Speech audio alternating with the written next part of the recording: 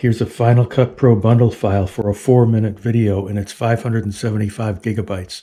And you've probably noticed that the more editing you do, the larger the bundle files get. If your onboard hard drive fills up too quickly using Final Cut Pro, you can put your library on a high-capacity external drive.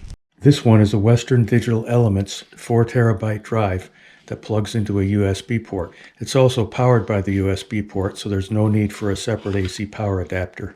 If you're planning to buy an external drive, you might consider a solid-state drive. Look into the data transfer speeds versus mechanical drives. After you have formatted your external hard drive and prepared it for use, plug it in and wait for the computer to recognize it.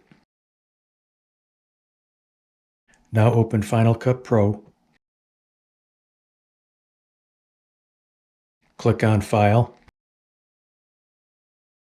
Open Library. Click on Other.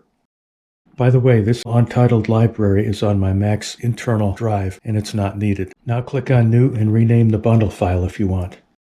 This library is going to be on my external drive, which is named Time Machine Backup. Click Save. Now you're basically done. Just go through the normal steps of starting a new project. Click on New Project. Rename the project if you want. Check the various settings and click OK. And then start importing your media.